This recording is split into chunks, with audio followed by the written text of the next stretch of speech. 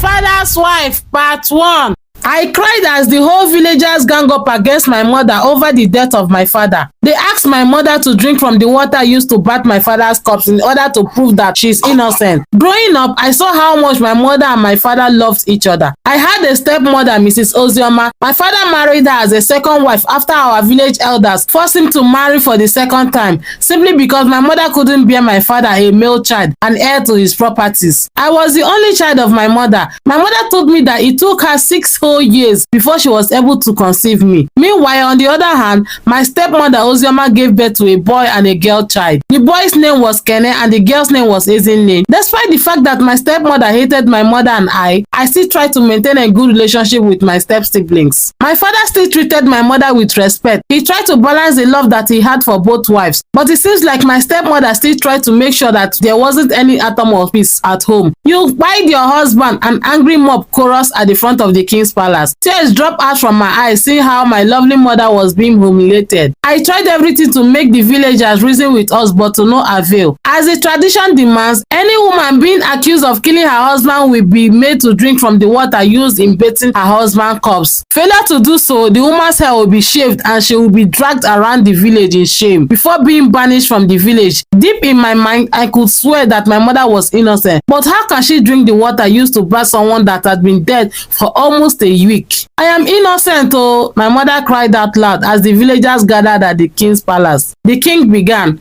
"Ozioma," he called, referring to my stepmother to come forward. He asked her, "What was that you came to the palace to tell us yesterday?" "Greetings, my king. As I was passing by the kitchen, I saw Kosi's mother adding a substance to our husband's meal." "Hey, Ozioma, why are you lying against me? What have I ever done to you?" My mother continued crying. "If you're innocent as you said, then drink your husband's water," one of the elders said. Even the king insisted that my mother must do as the tradition demands. I was trying to hold myself as my mother was being accused of what she didn't do. In that moment, I felt a strange courage enter me and I challenged the king. Why should my mother drink the cleaning water of my father's cup that have lasted for almost a week? What sort of barbaric act is this? At this time, my mother had already signaled me to remain calm. A palace guard brought in a calabash of water that was used in cleaning my father's cups for my mother to drink from it. "Drink!" the king said in a harsh tone. My mother took the calabash from the palace guard and drank it. "Drink everything," an elder said.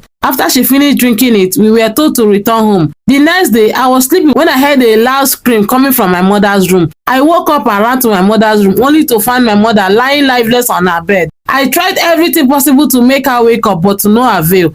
I ran out from the room to tell my uncles what had happened. I was still inside crying when I heard my uncles and some elders shouting abomination outside. I dashed out of the room to know what was going on, only to see my uncles with their hands folded on their heads, looking at me like someone who has committed a big crime. I became confused. I rushed to one of my father's brother to ask him what was going on. "Get your abominable fingers off me! Your mother is a big disgrace to this community, and so are you," he roared. I could see the level of disdain he had for me in his eyes, but I didn't blame him as he had lost a brother and my mother was the suspect. "Uncle Biora, even you?" I asked with my eyes filled with hot tears. "What do you expect?" he asked me. "Your mother was guilty, that is why she passed away. The spirit of our ancestor has struck her dead, and anyone abided by the gods must be buried in the evil forest. The body of your mother has to be thrown into the evil forest," he said. I was waiting for him to tell me he was joking, but he seemed serious. I went around, but they were all saying the same thing. Some were shaking their heads in disappointment, while some shifted from me as if I had a communicable disease. All this while, my stepmother stood by the corner smiling weirdly. My step-siblings felt pity for me as I sat down on the ground crying. I rushed to the palace to plead with the king for my mother to get a befitting burial and not to be thrown into the forest like an animal.